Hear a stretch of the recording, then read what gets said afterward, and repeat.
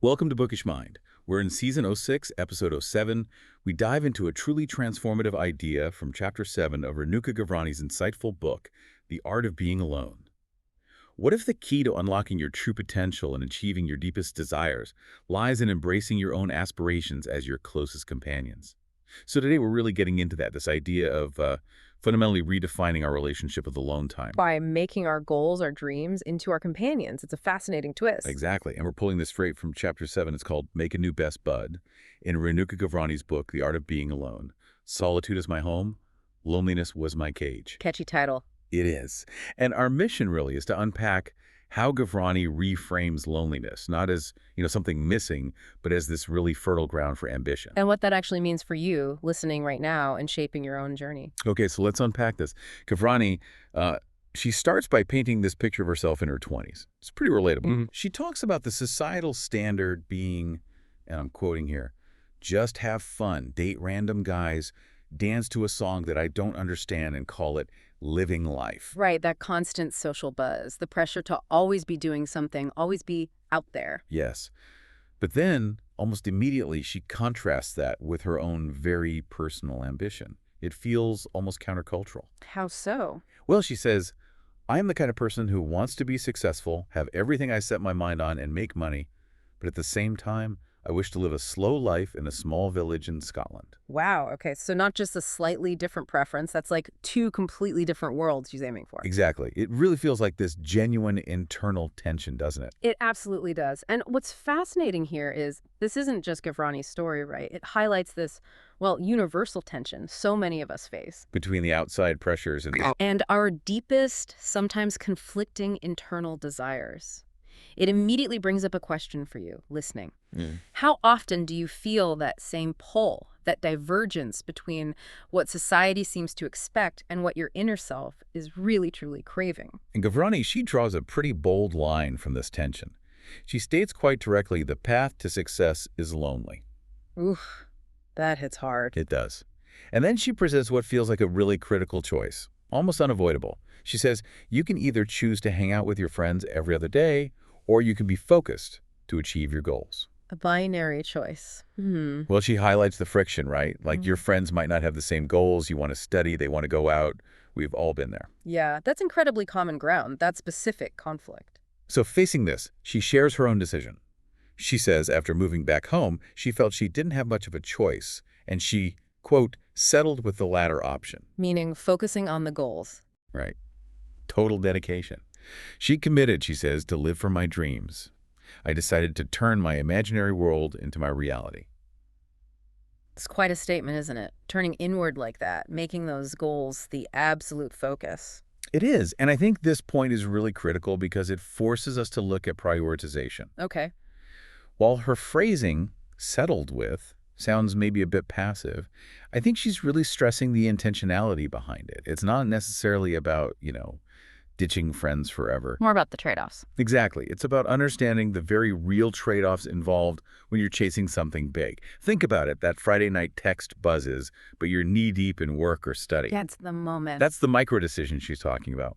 It's about consciously picking your path, knowing it might feel solitary sometimes, and accepting you can't do everything all at once. She's basically asking you, what are you willing to prioritize right now in this phase of your life? So if the path is lonely, as she suggests, how does she deal with that? This is where I think it gets really interesting. A solution. Yes. She introduces this idea of finding a new kind of friend, a different sort of companion. Okay, intriguing. What kind of friend? She describes this friend very specifically, one who will last as long as I want, one who will help me get closer to my goals, and this is key, one who will make me feel important and confident every day. That sounds like the perfect friend. Doesn't it?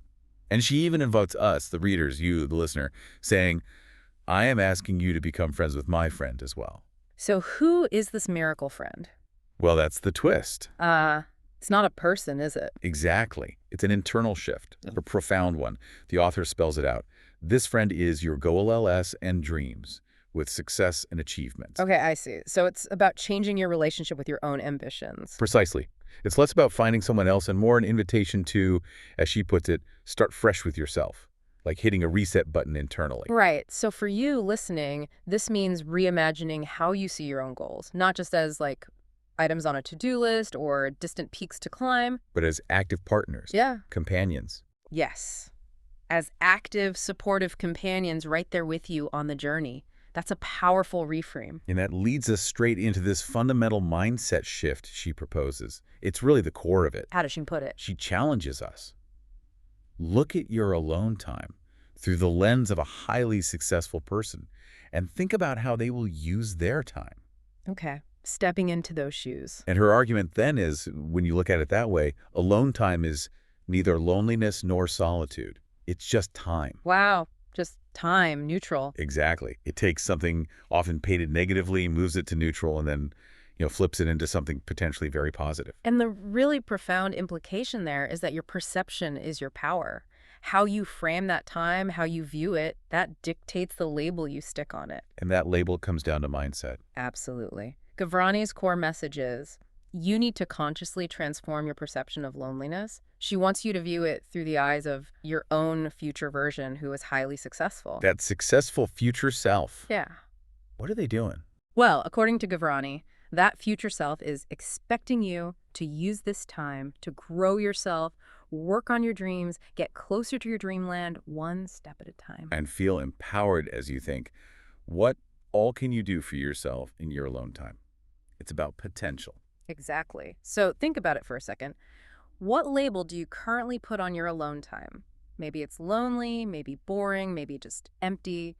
How does that label, maybe subconsciously, affect your energy, your motivation? And she really drives that transformed view home. She explains being alone isn't some default setting or like a punishment. It's actually an opportunity, a luxury, a lifestyle that helps you level up your game. It shifts it from passive to active. Yes. Being proactive, strategic with that time, instead of just letting it sort of wash over you, becomes an active, conscious choice. Precisely. And that concept is just incredibly empowering, isn't it? It suggests your perception is your superpower here. It's not necessarily about changing your external situation overnight. But changing the internal story about it.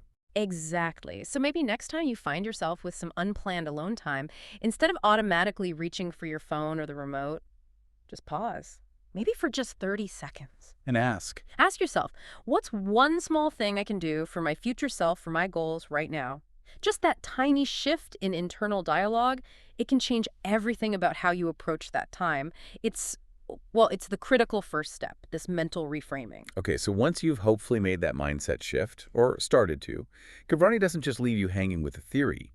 She actually tells you how to begin this friendship. The practical steps. Good. She urges you, be friends with success. And, crucially, make your dreams your best bud. Like, really lean into that companion idea. And the first step. An immediate, actionable one. Start a self-improvement streak with your new friend. A streak. I like that. It implies consistency. Right. It's not some huge, daunting task, but a concrete starting point. Build momentum. And that focus on starting a self-improvement streak, it's key because it grounds everything. It moves from abstract ideas about goals to tangible, consistent effort. Making it real. Yeah. And the author points out the long-term benefit, the intrinsic motivation here. She says, with every step toward your goals, every small achievement will be like adding a new memory to your list. Like building a history with your friend. Exactly. It highlights that consistent effort, no matter how small it feels sometimes, builds this powerful internal story of success and confidence. It's not just about reaching some far-off finish line. It's about the journey itself. It's about celebrating the journey and the relationship you're actively building with your aspirations as you go. That's where the real reward lies, day by day. It's interesting, though, because the author herself kind of anticipates the next question. She acknowledges that it may all sound inspiring to you, but then she says, the question comes back to how and where should you start? Which is always the million-dollar question with self-improvement, isn't it? It really is. Yeah. And this deep dive, what we've tried to do is lay out the framework from Gavrani, the why and the what of this idea, encouraging you to really consider that how for yourself, starting right now. Because the core message is empowerment. It is. It means you have the power to redefine your solitude, to potentially turn it into your greatest ally, your closest companion. So just to recap, the big takeaway from Renuka Gavrani today is this truly transformative insight the power you gain by actively befriending your own goals and dreams. It all hinges on consciously changing your mindset about alone time. Yeah, seeing it not as emptiness, not as something negative, but as, well, fertile ground, an opportunity, even a luxury for growth and ultimately for achievement. Her perspective is really an invitation to rewrite your whole narrative of solitude, turning what might feel like isolation into focused, intentional dedication. A powerful shift. And it's interesting, her final words in this chapter actually tease that the practical how-to details are coming up in the next chapter of her book. But for you listening right now, the immediate question to maybe sit with is this. Go on. What's just one memory, one small action, one tiny step you can create with your new best bud, your aspirations, today, right now? What's one thing you can do to start solidifying that friendship and, well, show your dreams they've got a committed companion in you?